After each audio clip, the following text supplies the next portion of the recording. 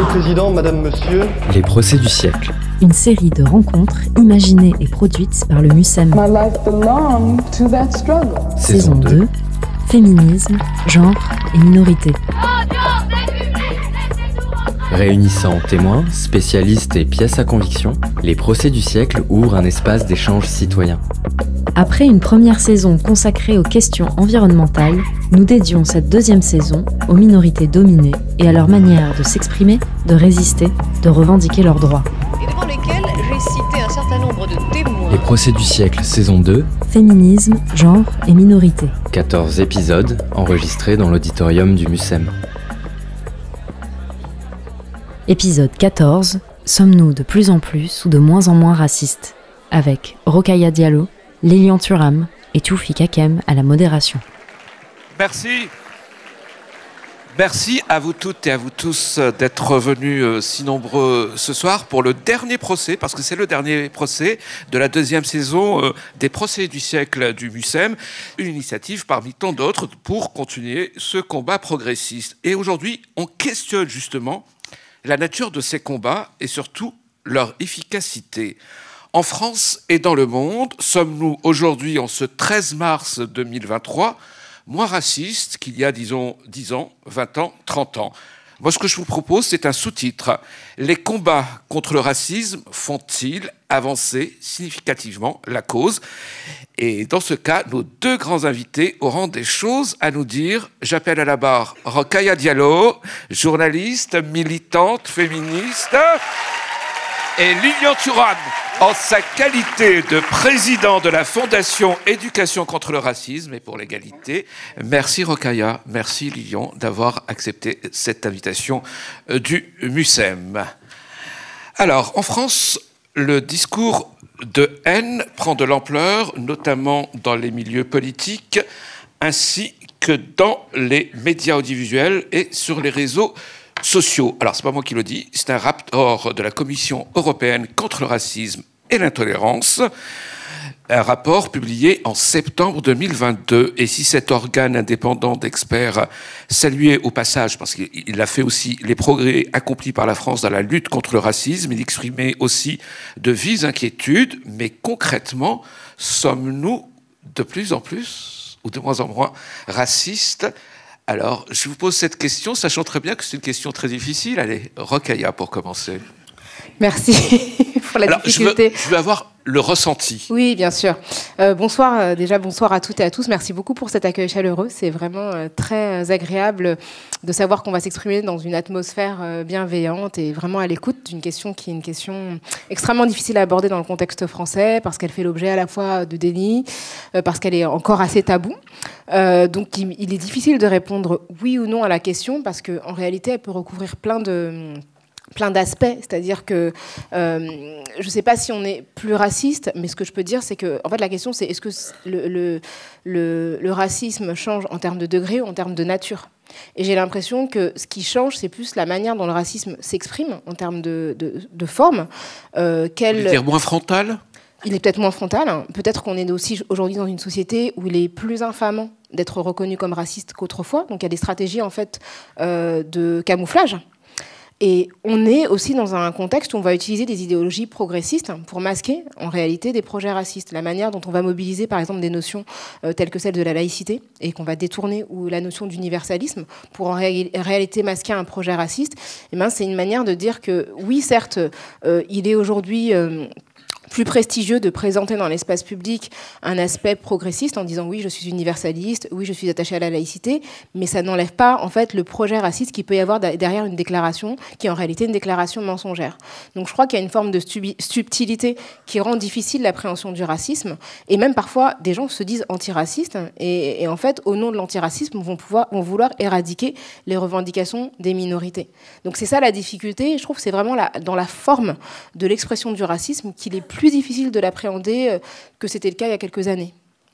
Lilian, depuis votre enfance jusqu'à aujourd'hui, qu'est-ce que vous ressentez? S'il fallait parler du ressenti, est-ce que vous avez l'impression de vivre dans un pays de plus en plus raciste ou de moins en moins raciste? Alors, tout d'abord, bonsoir. Je suis très surpris du nombre de personnes. Et encore, vous n'avez pas vu l'autre... Ne me dites pas ça, je vais avoir peur. Je suis déjà ému, déstabilisé, donc ne me dites rien. Alors, moi j'ai l'impression qu'il y a moins de racisme. Je pense que c'est une impression qui est vraie. Parce que je pense que déjà, si on se regarde ici, on regarde la salle, en fait, je pense qu'il y a 50 ans, il n'y aurait peut-être pas eu une salle comme ça, il n'y aurait pas eu ce débat-là dans un musée en France. Donc je pense qu'effectivement, la réalité, c'est le ressenti que j'ai, c'est qu'il y a moins de racisme. Et je pense qu'au contraire, il y a beaucoup de personnes qui ont très très peur parce qu'ils perçoivent que la société change. Et donc, nous sommes en train de gagner. C'est sûr. Il ne faut pas leur dire parce qu'ils vont avoir encore plus peur, ils vont encore plus s'énerver. Et quand ils sont énervés, ça peut être dramatique. Voilà. Vous partagez aussi cet optimisme, Rokhaya ? Ce que je constate, en tout cas du point de vue, comme vous parlez de notre ressenti, du point de vue de mon vécu, moi j'ai grandi dans les années 80, ce qu'on voyait à la télévision dans les années 80 n'est absolument plus acceptable aujourd'hui. Donc on voit qu'il y a quand même une sensibilité générale qui s'est transformée. Moi j'ai grandi à une époque où on voyait des émissions pour enfants où l'animatrice de l'émission se faisait cuisiner dans une grande marmite par des hommes noirs. Donc ça aujourd'hui, ça ne passerait plus. Donc évidemment, il y a des gens qui sont choqués. Je suis une personne âgée, donc j'ai vécu des choses. J'ai vécu des choses incroyables. En fait, si j'ai le droit de te couper, en fait, c'est peut-être que ces personnes-là sont plus âgées que toi, mais ils ne percevaient pas ces choses-là. Oui, c'est possible. L'émission que je cite, c'est le Club Dorothée, pour ceux qui ont connu. Donc voilà, c'était une émission très très populaire des années 80-90 qui s'est arrêtée en 1996. Et les événements dont je vous parle se sont déroulés dans les années 90. Donc c'est pas non plus il y a si longtemps que ça. Et c'était des choses très très communes dans les émissions jeunesse où en fait on voyait les seuls protagonistes non blancs qu'on voyait étaient caricaturés et en fait avaient des comportements qui étaient extrêmement stéréotypé.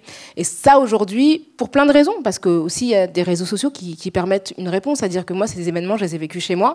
Je sentais que c'était pas normal, en tout cas que c'était pas acceptable, mais j'avais pas les moyens de m'exprimer publiquement parce qu'il n'y avait pas d'espace, en fait, où ma voix pouvait porter. Donc là, vraiment, je rejoins complètement ce que dit Lilian Thuram par rapport au fait que cette assistance avec ces personnes sur la scène, c'était pas du tout envisageable. Et pour, en plus, remettre en question des choses qui paraissaient évidentes et qui passaient vraiment sans problème, quoi. Alors, tout le monde n'est pas d'accord avec cet avis plutôt optimiste, et nous, on a essayé de travailler sur des événements très précis. Alors, il y a 30 ans, ou presque 30 ans, le 13 juillet 1993, pour être précis, le quotidien Le Monde publiait un appel à la vigilance, initié par l'historien et éditeur Maurice Hollander et signé par les figures les plus célèbres de la vie intellectuelle française, ils étaient tous là, et européennes de l'époque, et cet appel alertait sur la banalisation des discours d'extrême droite dans l'espace éditorial et médiatique.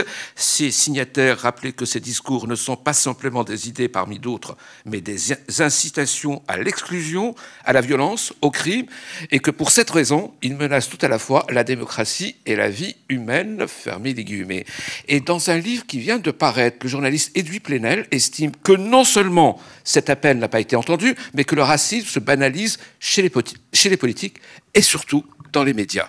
Ce qui est vrai, c'est que je rejoins ce qu'a dit tout à l'heure Lilian Thuram, c'est qu'il y a une peur et il y a une réaction. C'est-à-dire qu'à partir du moment où on avance dans les luttes, et c'est systématique, c'est-à-dire qu'on va avoir un progrès, une progression par exemple de la visibilité des personnes non blanches, des discours antiracistes, il y a forcément un retour de bâton et des gens qui vont réagir de manière brutale, hein, et avec dans une forme de panique en fait. C'est ce qu'on peut percevoir aujourd'hui. Et c'est vrai que de se dire que les gens s'inquiétaient dans les années 1990, alors qu'aujourd'hui une personne qui fait carrière en étant condamnée à de multiples reprises pour des propos racistes et en fait vraiment le matériau en fait de son engagement politique et devient candidat à la présidentielle, c'est vrai que c'était pas envisageable dans les années 1980. On se posait la question d'inviter Jean-Marie Le Pen sur des plateaux de télévision. Aujourd'hui, il est complètement admis que non seulement les figures d'extrême droite aient une place, et on a même un ministre en fait qui a dit que Marine Le Pen était plus républicaine que la NUPES. Donc ce terme de républicain aussi, c'est un terme qu'on peut questionner. Parce que, je sais pas, républicain, ça veut tout dire, quoi. Je veux dire, elle est sympa, elle est courtoise. Enfin, je veux dire, la langue française est riche. Ça veut dire quoi, elle est républicaine? Parce qu'en fait, elle l'a soutenu quand il a été agressé verbalement. Donc du coup, c'est aussi... voilà, donc on a un ministre qui peut dire que Marine Le Pen est plus républicaine que des personnes de gauche, comme si ses idées, en fait, ce qu'elle défendait, les valeurs qu'elle défendait, n'étaient pas antinomiques avec la République. Et ça, c'est effectivement un glissement. Mais comment vous l'expliquez? Est-ce que je dois comprendre que, d'après ce que vous avez dit au début, que c'est une forme de réplique?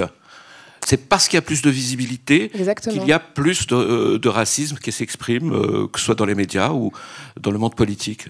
Parce qu'il y a un ensemble de contestations qui sont devenues plus visibles dans l'espace public, c'est-à-dire que les débats qu'on a pu avoir sur les violences policières, alors évidemment la mobilisation des Gilets jaunes les a portés, mais ce qui s'est passé 2 ans après avec le meurtre de George Floyd et les différentes mobilisations ont quand même forcé, contraint les médias, les politiques de répondre. C'est-à-dire qu'ils soient d'accord ou non, ils ont été obligés de tenir compte de ces différentes mobilisations et de ces questionnements. Et en retour, en fait, on a des personnes qui s'inscrivent dans une forme de déni ou de négation, en fait, de ce qui est dit. Donc, je crois, oui, que c'est une réponse à des discours qui n'avaient pas d'espace autrefois. C'est-à-dire que c'était pas nécessaire. Comme elle a pu dire que l'élection de Trump, c'était aussi la réponse de l'élection de Barack Obama?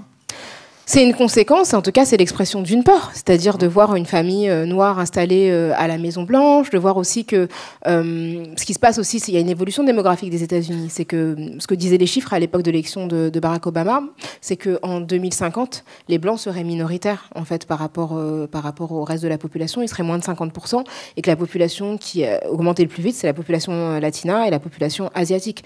Donc ça crée effectivement un sentiment de perte, et je pense que c'est ce sentiment de perte qui est matérialisé par la présence de Barack Obama à la Maison-Blanche avec sa famille et effectivement de ce chiffre, ça a évidemment créé une forme de panique qui a poussé à élire quelqu'un qui explicitement défendait la suprématie blanche.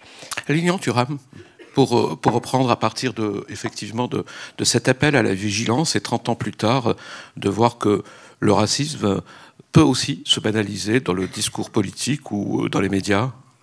Moi, je dirais, pour comprendre le racisme, il faut comprendre la profondeur historique du racisme. Le racisme, c'est pas simplement un ressenti individuel. En fait, si vous voulez, lorsqu'on parle du racisme, c'est une volonté politique.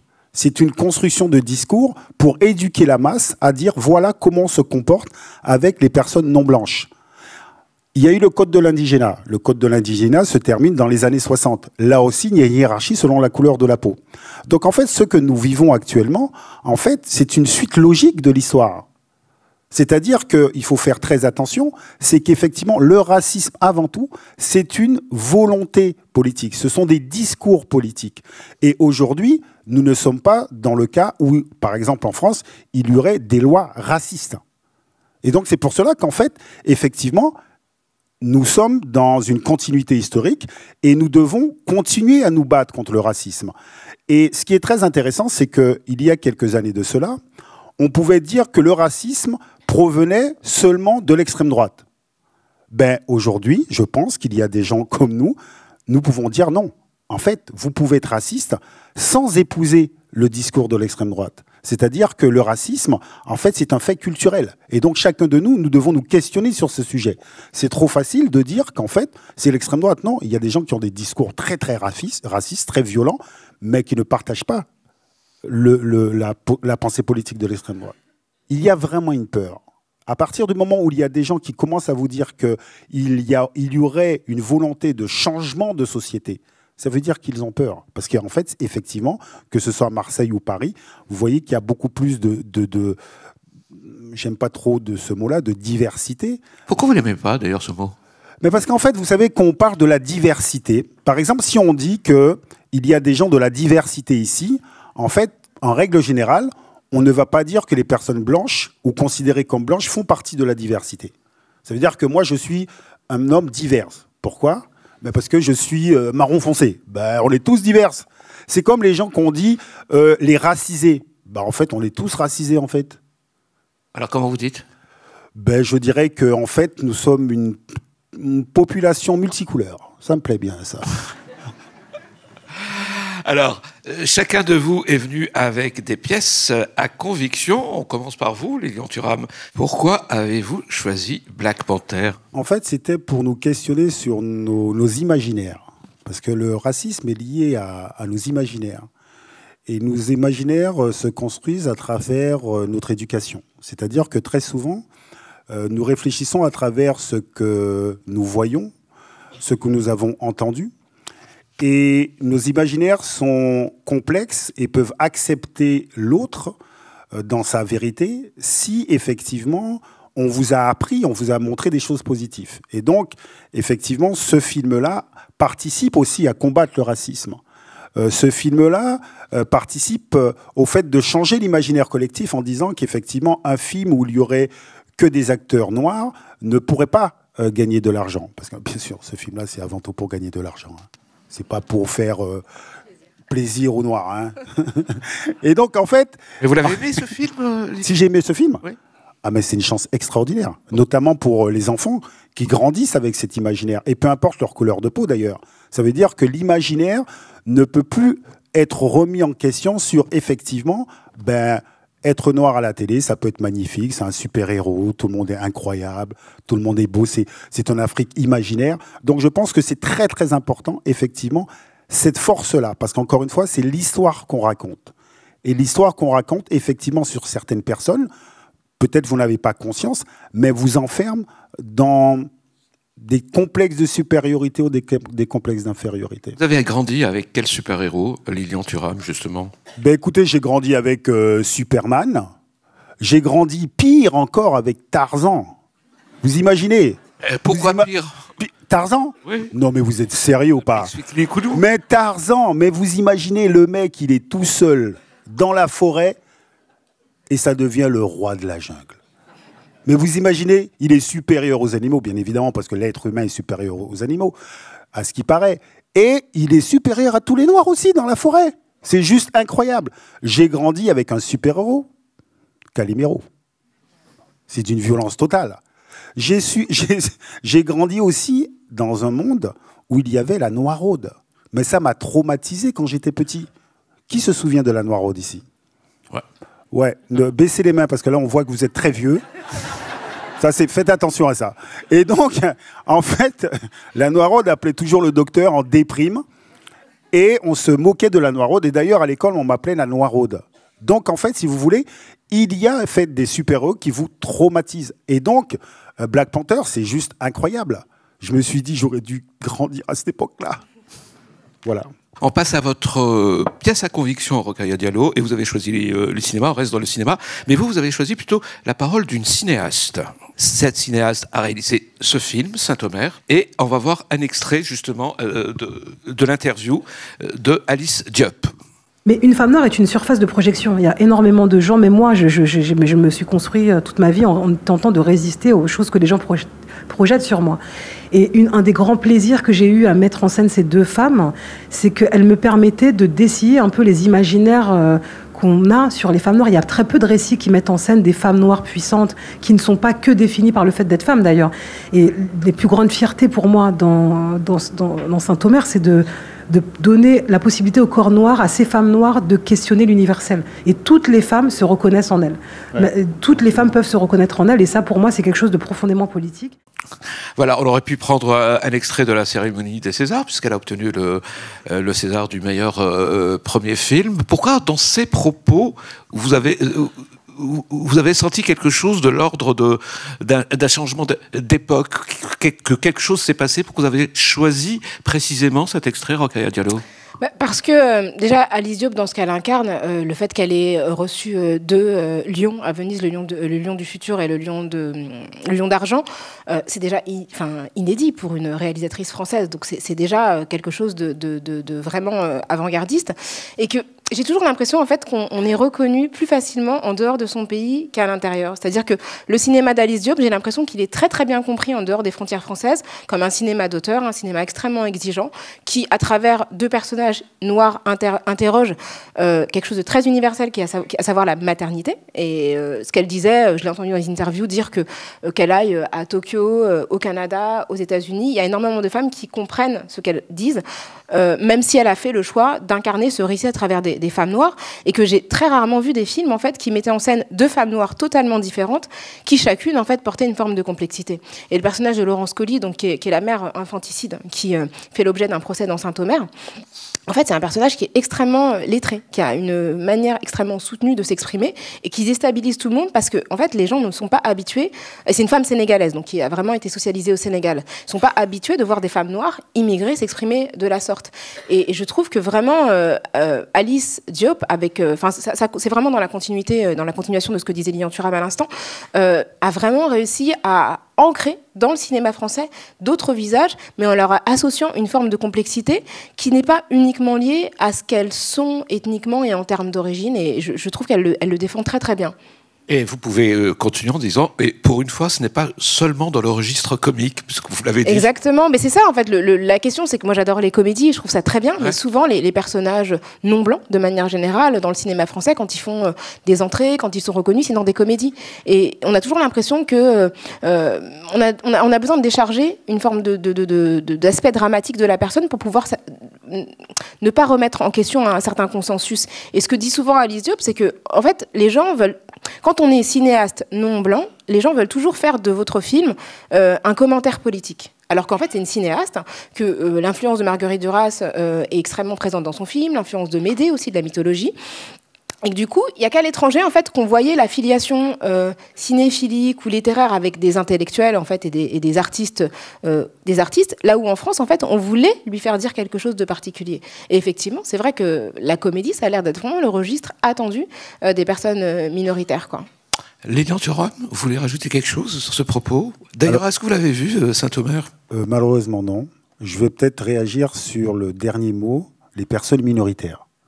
Sachez que les non-blancs, ça va faire peur. Les non-blancs sont majoritaires. Ça n'a rien à voir. Vous ne subissez pas le racisme parce que vous êtes une minorité. Vous subissez le racisme parce que c'est lié à une construction politique du monde. C'est-à-dire que, effectivement, il y a une minorité de gens qui ont construit l'idée que le monde était à leur disposition. Et les richesses du monde. D'un point de vue mondial. Oui, bien sûr. Ah, vous pensez qu'en France, n'ayez pas peur. Tu vas faire peur aux gens, là. Voilà. Il y a des gens qui vont commencer à paniquer. Là, non, au niveau mondial. Et c'est pour ça que ça n'a rien à voir avec une minorité. Ça n'a rien à voir. Non, effectivement, ce sont des personnes minorées. C'est-à-dire que c'est vraiment une relation de pouvoir et c'est pas une question numérique. On le voit bien en Afrique du Sud où les personnes noires sont largement majoritaires, mais en fait elles sont minorées dans leur position en termes de pouvoir. Minorées, minorités. Minorées, c'est pas me dire rien. Ouais, racisées. Est-ce que vous vous sentez bien avec ces nouveaux mots Alors, pas vous, Lilian Thuram, vous voulez vous exprimer, mais vous, Rokhaya Diallo? Alors, racisé, c'est un très vieux mot, en fait, qui a été créé en 1972 par Colette Guillaumin. Ce qui me dérange dans le terme de racisé, c'est ce que je disais tout à l'heure quand j'ai échangé avec des jeunes qui sont ambassadeurs du Pass Culture, c'est qu'en fait, elle a créé ce terme en binôme avec un autre terme. Elle parlait de personnes racisées, donc c'est-à-dire des personnes qui subissaient l'oppression raciale et qui en étaient tributaires, qui subissaient la discrimination, mais elle parlait aussi de personnes racisantes, qui étaient les personnes qui bénéficiaient du système racial. Et le problème, c'est qu'on a gardé que racisées, ce qui donne l'impression que seules les personnes non blanches sont prennent part au processus de racialisation. En fait, tout le monde est racialisé, soit de manière... Mais racisé, ce mot ne vous dérange pas, donc? Il me dérange parce qu'il ne désigne que les personnes non blanches et on a l'impression... Et en fait, il n'y a pas de mot qui désigne les personnes blanches avec une association au processus de racialisation. Donc c'est vrai que j'utilise moins qu'il y a 10 ans, mais parce que...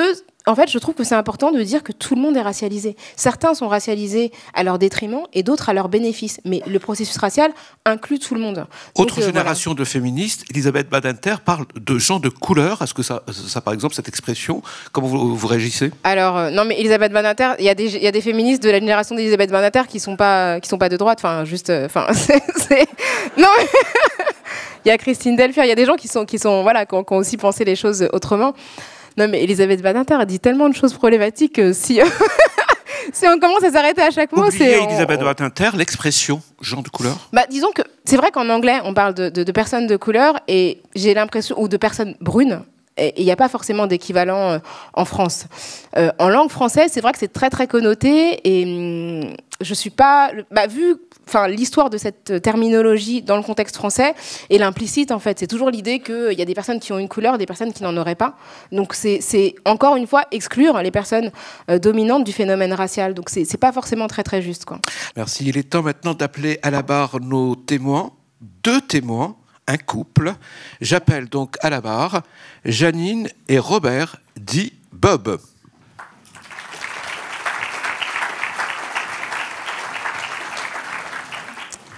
Bonsoir. Comme au cours de chacune des séances précédentes, les paroles des témoins que vous allez entendre sont issues d'un travail collectif en atelier qui s'est tenu la veille. Hier donc, une dizaine de personnes se sont retrouvées en commission d'enquête pour débattre du sujet de ce soir, préparer des témoignages, faire entendre des points de vue multiples au croisement de l'expérience, de la réflexion et de la fiction.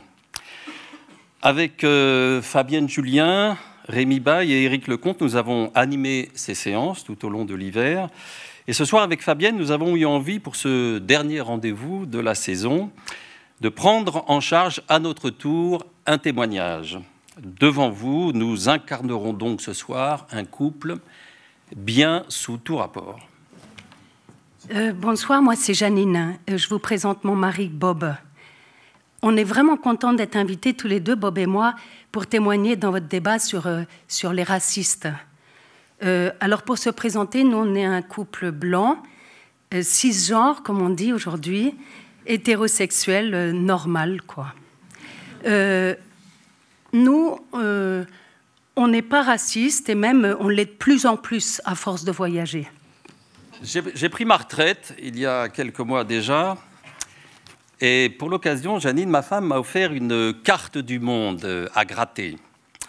C'est un grand poster. Tous les continents, tous les pays sont recouverts d'une petite pellicule noire. Et alors, quand vous êtes allé quelque part, vous grattez le pays et sa couleur apparaît. Alors, le soir, on a gratté ensemble et puis on s'est rendu compte que quand même, tous les deux, on avait déjà fait 23 pays. Parce que nous, on a la passion des voyages. Pas des voyages organisés, hein. Non, non, pas en troupeau. Des vrais voyages où on découvre tout par nous-mêmes. Dernièrement, on a fait la Thaïlande, délicieux.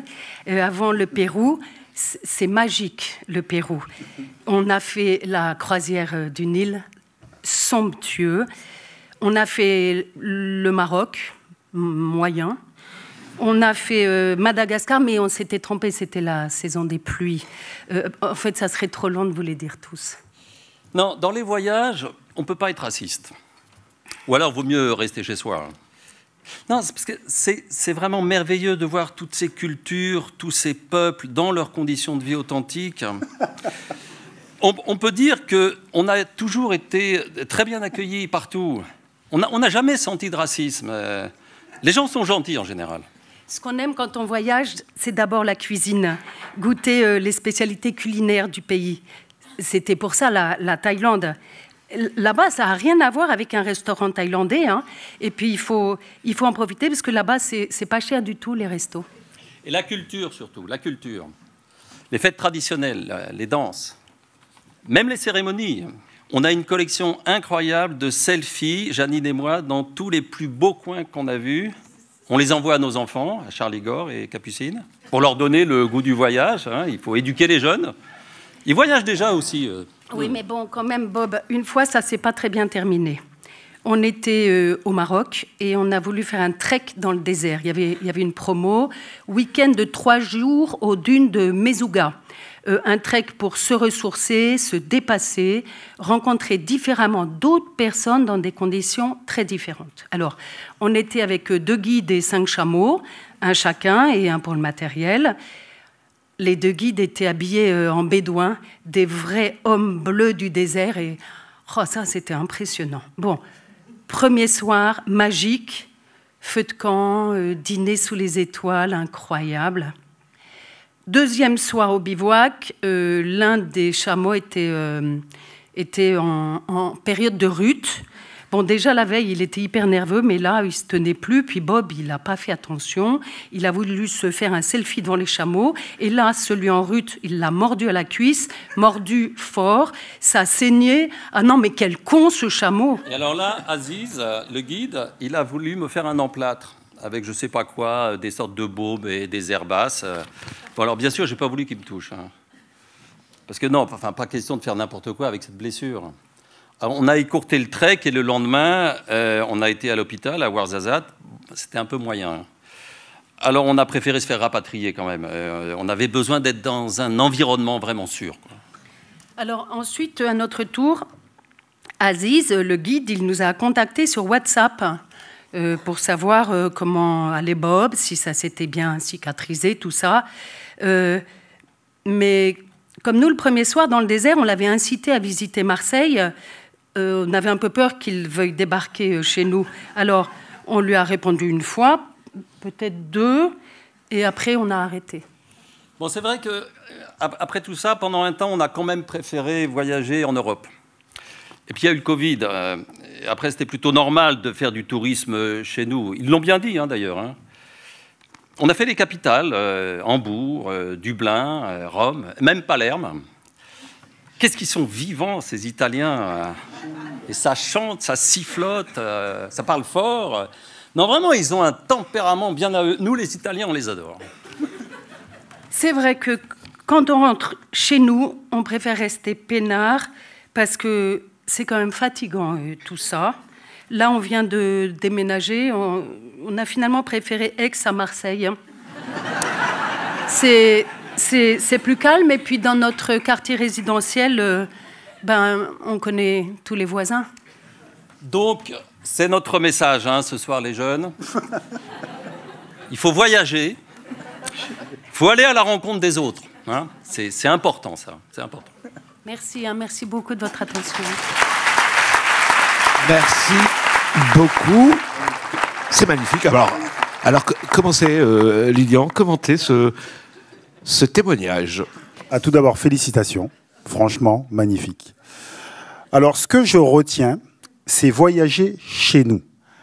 En fait, ça paraît stupide, mais je vous invite à lire un livre très important qui vient de sortir, là, il n'y a pas très longtemps en France, qui s'appelle « Le contrat racial ».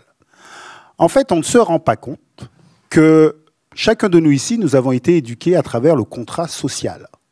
Mais la réalité historique, c'est qu'il y a un contrat racial entre les Blancs et aussi contre les non-Blancs. Ça veut dire nous, les Blancs, chez nous.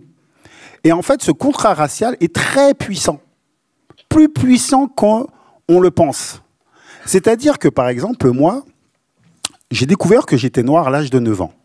Il y avait des miroirs aux Antilles. Mais on découvre qu'on est noir à travers un traumatisme. Des enfants de ma classe m'insultent de sale noir. Donc je me questionne à savoir qu'est-ce que c'est noir. C'est pas positif en tout cas. Il faut que je réfléchisse. Et je finis par comprendre qu'effectivement c'est lié à une histoire. Donc la racialisation du monde. Et ce qui est très intéressant, c'est que en règle générale, la grande majorité des personnes blanches sont persuadées d'être la norme. Ça veut dire qu'il y a un nous blanc, mais que les blancs n'intellectualisent pas. Et donc c'est pour ça que c'est vraiment... vous êtes fantastique. Rokia? Ouais, j'ai trouvé vraiment l'interprétation très très juste et le texte aussi, vraiment merci beaucoup parce que ça montre aussi... Parce que, en fait, dans la représentation, je pense que ce qui met tout le monde à l'aise, c'est de se représenter les personnes racistes comme des personnes qui le sont explicitement, qui sont des fachos, qui vont invoquer des idéologies d'extrême droite de manière très explicite. Ce n'est pas le cas. Là, c'est pas voilà. Le cas. Et là, c'est le racisme justement quotidien de personnes qui présentent en fait des sentiments plutôt d'ouverture, des sentiments bienveillants. Et c'est ce racisme-là en fait qui est le plus répandu. C'est-à-dire que c'est le racisme de la certitude d'avoir une position dans le monde et d'avoir le droit aussi d'appréhender les autres personnes avec son propre prisme. Et je trouve que c'est ça, en fait, quand tout à l'heure, la première question sur est-ce qu'on est plus ou moins raciste, c'est ce changement de forme aussi. C'est-à-dire que sous couvert d'ouverture d'esprit, on va perpétuer une domination coloniale. C'est-à-dire que ce droit, parce qu'en réalité, tous les pays qui ont été visités sont visités parce qu'en fait, on a un passeport qui nous donne accès à un certain nombre de pays. Mais en retour, justement, quand il s'agit, quand on imagine que le guide marocain puisse venir à Marseille, bon déjà, que vous le vouliez ou non, c'est pas sûr qu'il y arrive parce que avec la politique des visas français, il y a une asymétrie en fait en termes d'accès des pays. Et puis en fait, on veut pas. C'est-à-dire qu'on veut voir les gens soi-disant dans leur environnement naturel chez eux, mais chez nous, et effectivement il y a ce nous, ils ne sont plus bienvenus parce qu'on considère qu'ils vont, remettre en question notre confort de vie. Mais ouais, je trouve que c'est important en fait de rappeler que c'est dans ces interactions quotidiennes et dans ces phrases et dans ces petites allusions qu'on va retrouver en fait la majorité de la verbalisation du racisme. On passe à la prochaine pièce à conviction et j'appelle à la barre Julia Ferloni. Elle est où? Elle est conservatrice du patrimoine. Ah ben elle est là, conservatrice du patrimoine. Bonsoir. Responsable du pôle artisanat, commerce, industrie. J'ai rien oublié. Bonsoir Julia. Bien. Bonsoir Toufik. Quelle est votre pièce à conviction? Donc je viens vous présenter cette guitare qui a été peinte, puisque c'est une vraie guitare, par l'artiste Gaby Jiménez, qui est un artiste français. Je précise qu'il est français parce qu'il ne supporte pas qu'on le renvoie toujours à ses origines gitanes, parce qu'il est français avant d'être gitan. Et donc, avec cette guitare, Gaby a voulu parler d'un racisme particulier, qui est l'antiziganisme. Et en particulier, l'antiziganisme auquel sont confrontés les voyageurs. Alors vous dites, c'est qui les voyageurs? En fait, ce sont les gens du voyage, mais qui préfèrent s'appeler voyageurs, puisque c'est une identité qui ne leur est pas assignée. Mais et ça, je l'ai appris aujourd'hui, grâce à vous, merci. Je vous en prie. Mais alors, pourquoi vous avez choisi J'ai choisi cette guitare. Alors, elle est un petit peu floue ici, mais je vais vous la présenter d'un peu plus près. Ce que vous voyez sur cette guitare, il n'y a pas que du jaune. Vous avez ici 2 voyageurs qui ont les mains levées, qui sont cernés par du barbelé. Tout autour, vous avez tout un amalgame de caravanes. Et sur la partie supérieure, vous avez 3 voyageurs qui sont coursés par un gendarme. Et ce que veut dire Gaby avec cette œuvre, c'est d'une part, en fait, on n'est pas égaux. On est français, mais on n'est pas égaux. Et puis, on nous parque autour de ce barbelé-là, dans des aires d'accueil qui n'ont d'accueil que le nom. Je ne sais pas si vous êtes allé à l'aire d'accueil la plus proche de chez nous, à Saint-Menet. Autoroute d'un côté, voie ferrée de l'autre, déchetterie en face, et derrière l'usine Céveso. Rien n'a changé depuis les bijoux de la Castafiore. Bah non, malheureusement pas. Et ce que j'aime aussi beaucoup dans cette guitare, donc, qui a été peinte en 2015, oui, Gaby est toujours vivant, vous pouvez même aller consulter son site ou le voir bientôt dans nos murs. Mais ça, c'est un teasing pour plus tard. Donc, ce que j'aime aussi dans cette guitare, c'est qu'elle fait aussi appel à des stéréotypes, mais positifs. Parce que quand on pense gitan, on se dit « Eh, bamboleyo, bien sûr, la guitare, ils ont ça dans le sang ». Et certains, oui, d'autres sont vraiment nuls en musique. Donc, c'est ce que j'aimais aussi dans cette guitare, c'est qu'elle faisait appel à plusieurs notions, et c'est pour ça que je vous la présente ce soir. Mais alors, pourquoi, Julia, pourquoi le musée a fait cette acquisition ? Ça, c'est une bonne question. Il se trouve que depuis plusieurs années, on est engagé dans un projet d'exposition qui ouvrira, c'était là le teasing, bientôt, qui s'appelle Barvalo. Donc Barvalo, ça veut dire riche et fier en langue romanie. Et ça nous a permis de nous pencher sur ce qu'on avait dans nos collections en termes d'objets romani. On en avait à peu près 900, mais qui étaient assez mal identifiés, parfois même identifiés avec un regard raciste, malheureusement, dans les indexations. Ce qui me fait dire que oui, on progresse finalement vers moins de racisme, parce qu'aujourd'hui, on a conscience que ce qu'on a pu marquer il y a 50 ans dans les index ne sont pas franchement reluisants. Enfin, c'est pas franchement reluisant. Exemple, par exemple. Prenez cette estampe de l'artiste Léveillé qui a fait un voyage en Espagne au début du 19e siècle. Et nous, on a acquis dans les années 70 des estampes qu'il a faites. Et il y en a une qui s'appelle Gitan à l'ouvrage. Et on voit des gitans qui sont en train de tondre un mulet. Donc la personne qui a fait l'inventaire a marqué comme mot-clé vol pour cette opération. Alors quand on connaît un peu les populations romanies, on sait que le travail autour le soin autour des chevaux, les soins vétérinaires, c'est un métier qui est exercé depuis belle lurette. Donc en fait, juste cette personne a mis ses préjugés finalement dans les mots-clés, parce qu'ils sont manifestement pas en train de voler, mais juste de s'occuper d'un cheval, enfin d'un mulet en l'occurrence.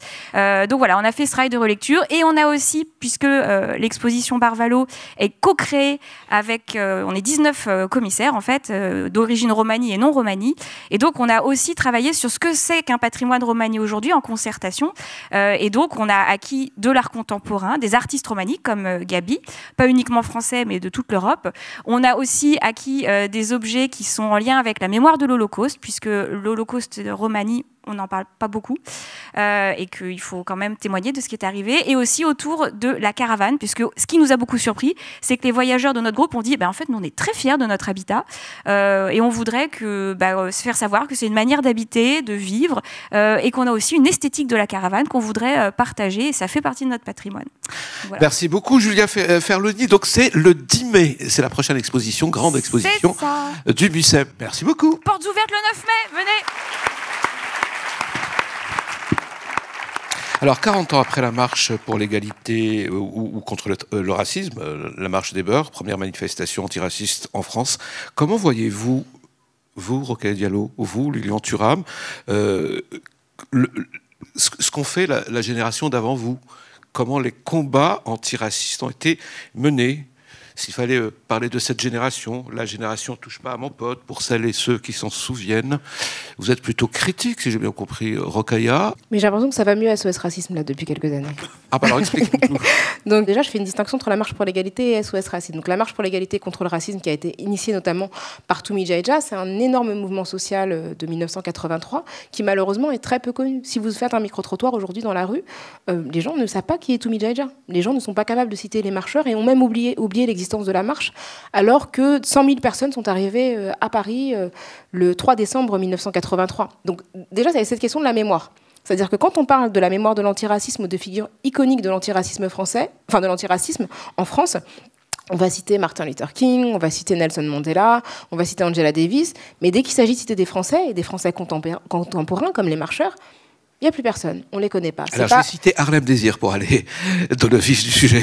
Harlem Désir, c'était pas un initiateur de la marche, en fait. C'était un militant d'un syndicat étudiant proche du Parti Socialiste. Ce qui s'est passé, c'est qu'il y a eu la marche de 1983, qui a été initiée par des personnes qui avaient notamment été victimes de violences policières. Ensuite, il y a eu une marche en 1984 qui s'appelait Convergence 84, qui a été aussi initiée par des personnes des quartiers populaires. Et à l'arrivée de cette marche, SOS Racisme a distribué ses badges et a récupéré une marche qui venait du terrain. Mais SOS Racisme a été initiée par l'impulsion de François Mitterrand qui a, d'une certaine manière, coupé les bases d'un mouvement qui venait du terrain. Et on a institutionnalisé un mouvement qui dénonçait le racisme systémique et institutionnel de la police, notamment, pour en faire une grande fête, en disant « touche pas à mon pote ». Déjà, quand on dit « touche pas à mon pote », qui parle ? Est-ce que c'est le pote ou c'est quelqu'un qui veut le protéger en parlant à sa place? Donc ce qui s'est passé, c'est qu'effectivement, il y avait déjà un discours qui me semblait extrêmement paternaliste. Et je dis ça avec le recul. Moi aussi, quand j'étais à l'école primaire, j'avais mon petit badge SOS Racisme et on faisait des... Enfin, voilà, je trouvais ça super, les concerts à la Concorde. Mais à un moment donné, on dépolitise une lutte qui parle de violence policière pour faire des concerts en disant que les méchants, c'est le Front National et que nous, on est tous gentils et on va chanter tous ensemble. Donc, on n'est pas dans la continuité des SOS Racisme. De cette époque, en tout cas. Mais de ce que je vois, de ce qu'ils font actuellement, je trouve qu'il y a vraiment un discours qui est différent. J'ai eu l'occasion de débattre avec la vice-présidence actuelle d'SOS Racisme. Je sens que c'est une génération qui apprend le racisme différemment et qui comprend son aspect institutionnel et politique, qui n'est pas dans un antiracisme moral. Le racisme, ce n'est pas une question de gentil et de méchant, c'est une question politique et historique. Et c'était ça le problème dans les années 80, c'est qu'on disait les racistes, c'est eux, les fachos, et nous, on est gentils parce qu'on est de gauche. Et ça, ça ne marche pas. Allez, c'est le moment d'ouvrir le débat avec le public. Si vous avez des questions à poser à Rokhaya Diallo ou à Lilian Thuram, c'est le moment. Merci. On m'entend là? Oui, je crois, oui. Alors, je crois qu'en revenant à ce que vous venez de dire tout à l'heure, il y a l'éducation. Sachez, malheureusement, ma mère est raciste contre les Noirs. Donc, quand votre propre mère vous élève en vous disant « Oh là là, il est trop noir celui-là, non, trop noir celui-ci », et que vous êtes petite et que vous grandissez avec ça, là, je commence à me poser sérieusement la question, en plus, si je ne me suis pas mariée avec un blanc à cause de ça. Donc, le pauvre. Mais en entendant...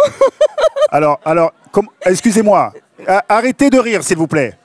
Parce que peut-être qu'elle est en train de découvrir quelque chose et c'est traumatisant. Alors, je tiens à vous rassurer, vous vous êtes marié avec votre mari parce que vous l'aimez. Oui, Dieu merci. Mais... On a frôlé la catastrophe. Donc, pour revenir, il y a aussi donc, ce combat-là. Ce combat à travers nos parents et nos grands-parents qui ont cette image négative du noir. Qu'est-ce que vous dites? Par exemple, si ma mère serait là, qu'est-ce que vous lui direz? Alors, tout d'abord, votre mère est née en quelle année? 1937. Ok. Alors, c'est tout à fait normal. C'est pour cela que je dis encore une fois, le racisme, c'est culturel. En fait, vous apprenez à devenir raciste. On ne l'est pas raciste, comme je dis, on ne l'est pas noir ou blanc, on le devient. C'est tout à fait normal qu'elle ait un rejet des personnes noires, parce qu'elle a été éduquée à penser qu'être noire était négatif. Et donc, en fait, elle fait partie de toute une génération qui veut blanchir la descendance. Donc, elle vous prépare effectivement à avoir des enfants qui ne seraient pas noirs. Pourquoi ? Parce qu'elle sait très bien que si vos enfants sont noirs, ils auront beaucoup plus de problèmes. Et moi, je peux comprendre ce que vous dites parce que je suis antillais. Ah, vous êtes antillais ? Ok. Vous savez ce que j'ai dit à Rokhaya en vous entendant parler ? Elle doit être antillaise. Non, mais rigolez pas, parce qu'en fait, identitairement, c'est très compliqué d'être antillais. On vous a éduqué à penser que vous êtes français. On vous a éduqué à vous penser être blanc. Alors, je vous coupe. Effectivement, je suis antillaise du côté de papa, mais j'ai grandi avec ma maman qui est des îles du Cap-Vert. Et en sachant que les îles du Cap-Vert, n'oubliez pas, ça a été crié, etc. Donc, elle a connu cette histoire, justement, d'esclavage, etc. Donc, mais comment elle a été éduquée à l'école, par exemple ?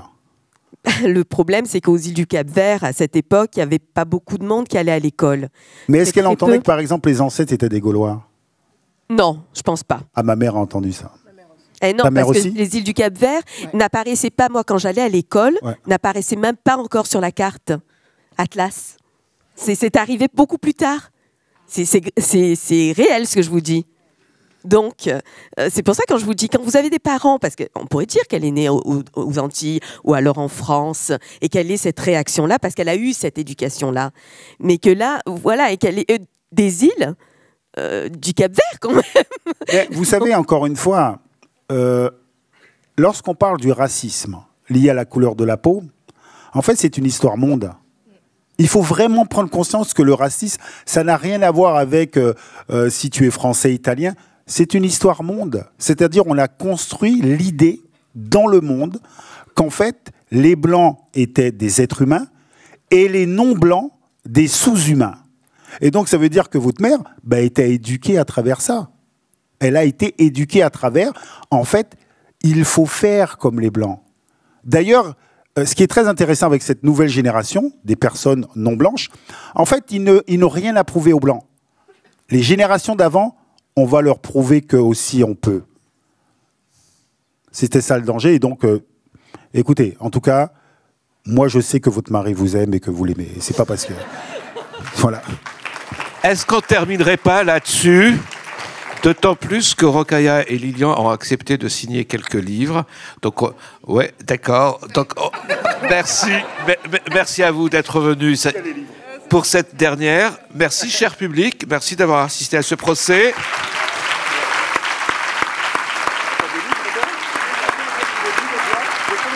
Merci beaucoup. Merci, bonne soirée. Cette séance a été enregistrée le 13 mars 2023, avec la participation de Rokhaya Diallo, Lilian Thuram, Julia Ferroni et de Toufik Hakem à la modération. C'était le podcast Procès du siècle, féminisme, genre et minorité. Une proposition conçue et mise en scène par le MUSEM en collaboration avec Grégoire Ingold. À la modération, Judith Duportail, Toufik Hakem, Talma Desta, Paloma Moritz, Valentine Auberti et Victoire Tuaillon. En partenariat avec Libération, Blast, Le Bonbon et Mademoiselle. Réalisation, Copie Carbone. Rendez-vous sur le site du MUSEM pour plus d'informations sur la série et les pièces à conviction. Et retrouvez l'ensemble des épisodes de la saison sur votre application de podcast habituelle. Merci pour votre écoute et à très bientôt.